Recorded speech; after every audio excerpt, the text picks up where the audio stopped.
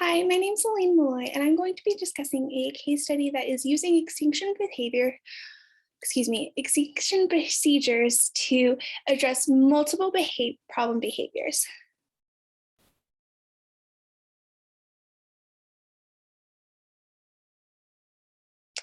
So, a little background on the client that we're discussing here today. He is a 3.5-year-old male who was diagnosed with autism earlier this year or late last year.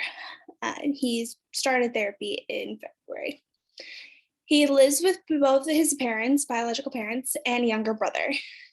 He goes to daycare 3 out of the 5 days a week, and the problem behaviors are tantruming, crying for dad when he leaves the room, head hitting, and grabbing peers and brother. The definition of extinction is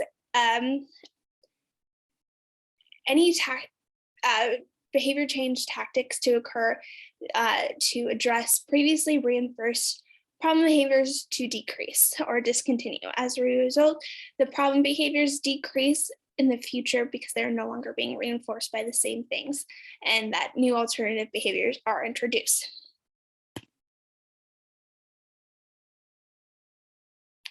So there were multiple assessments done for this client. ABCA data was collected over a week in multiple settings.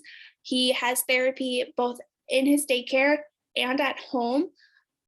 So we wanted to make sure we had a clear picture of what the behaviors looked like in each setting. And we were also interviewing both the family members and teachers to determine what were the factors and causes for these problem behaviors and when do they typically arise. So it was determined that these typically occur when students are receiving other attention, when he is denied access, or when dad leaves the room suddenly or is hanging out with baby brother. So he engages in these problem behaviors to typically get attention from adults, to gain access to an item, or for dad to hold him. It was a really big problem for him that any slight convenience, he would start crying and running to dad and just pulling on him. And it was becoming really hard for a dad to just function and feel like he could live a normal life without always being there for his son. So these are some controls. I'm sorry. So it was socially maintained, which means that the antecedent stimulus and the consequences for the behaviors was presented by another adult. He wanted the attention from his parents, from his teachers, from his peers, or even to have access to something. The client was seeking these things, and he was only obtaining them when he was engaging in these problem behaviors, hitting, squeezing baby brother, hurting himself, crying for dad to hold him. So we examined the operant extinction, which is the gold procedure to no longer reinforce these problem behaviors, but to reinforce them in a new way by introducing new behaviors that are more appropriate. So squeezing your hands when you want to hug your baby brother. So he would typically grab baby brother's head and squeeze it and try to kiss him. So we taught him hey, we're gonna squeeze our hands and give baby brother a kiss. Mwah! Great job. Or if he was really upset that baby brother was crying, or if another kid was being loud, instead of also being loud to get the attention because he didn't really like that loudness, we would teach him it's okay to go to another space. It's okay to have your quiet time, cover your ears, just hug your pillow, and calm down. And if you really needed attention from adults, especially dad, we taught him to say, "Excuse me, daddy," or go up to dad and tap him. This is still being worked on. It has gotten a lot better, and I will discuss that later. But going back to the socially maintained, by no longer providing attention for the negative behaviors or the problem behaviors, and only provide it when he's engaging in these appropriate new behaviors, he was still getting the same reinforcement, but it was also just reinforcing these new behaviors, and his peers and baby brother are more likely to play with him.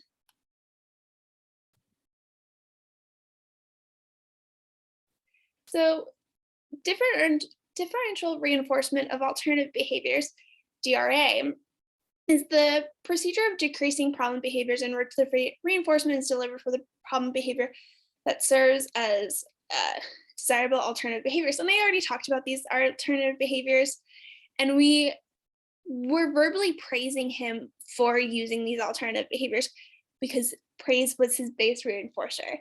Every once in a while we would throw in like a nice little treat, but truly when we used verbal praise and high fives, he was doing so much better. And we were able to teach him how to, we also created a coping menu, which was just when he's really upset and he's not able to calm down, we can present that to him and he can identify, okay, I just need my break, or I need to give myself a big hug or blow out my finger candles. And I can talk about that more later on. But we did see overall like decrease in these problem behaviors. And it was very nice to see him quickly adapt to these behaviors. This is the coping mechanism that I talked, coping skills menu that I talked about. And these are skills, are coping skills that we identified within therapy that he gravitated to that were able to help him calm down. They have a cat, and the cat actually looks very much identical to the cat I found on this here, where it's like, okay, if you're really upset and you need some space, let's go pet the cat. If you really need a hug from dad, you can point to it if you can't use your words, and we can let dad know that we need a hug right now.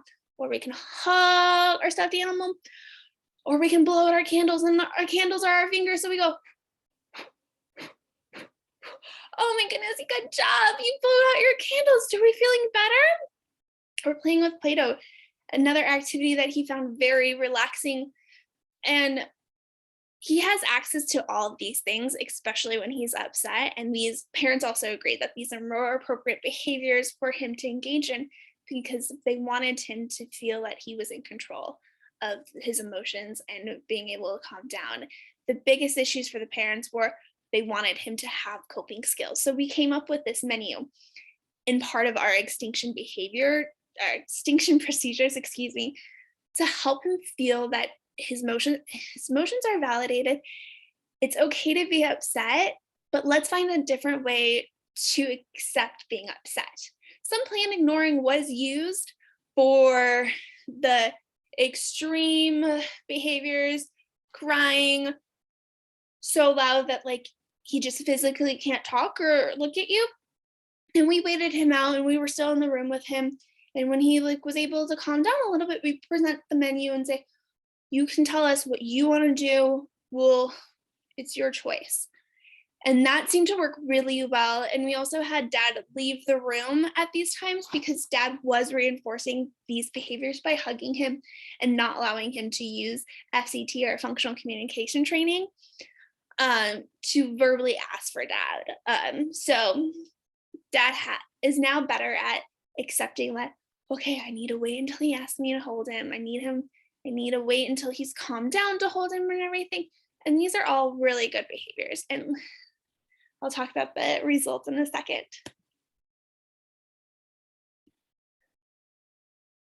So overview, the results.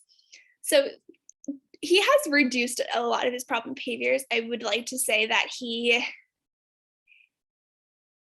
I want to say he hasn't engaged in head hitting, knock on wood, in about a month, which is very, very promising. And that was his biggest concern.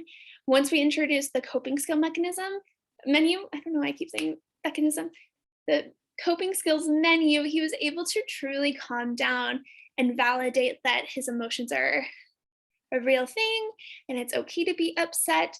And I can get attention by calming down nicely and making sure that I'm safe before I'm able to talk. Because again, a lot of the time he was head hitting because he was super upset and didn't know how to use his words or what else to do to calm down.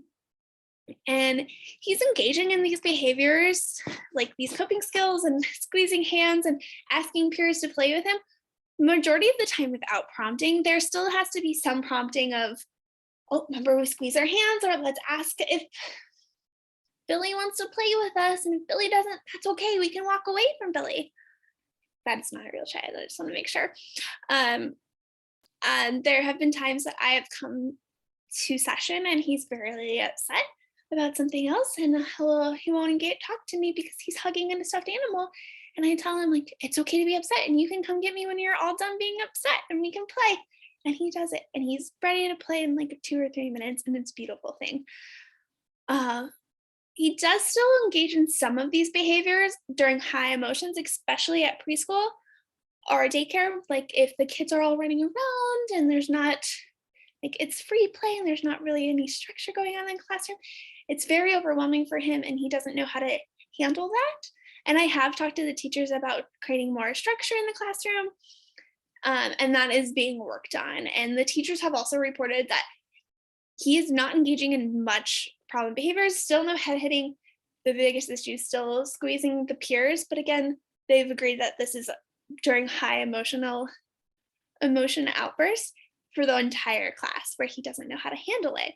So overall, the extinction procedures that we introduced did work. We are no longer in reinforcing these problem behaviors. When he does engage in problem behaviors, we just remove him and sit him down and just wait him out until he's ready to calm down and we can talk about it, because he's very good about just being like, this is what I'm supposed to be doing. It's okay to be upset. And it's just really great to see that 2 months ago, this is a different kiddo. And it's just really nice to see that he's incorporating these tools and he's just a lot calmer and happier. And here are my references. I hope you guys enjoyed this presentation and you were able to learn something about different ways to engage in extinction procedures.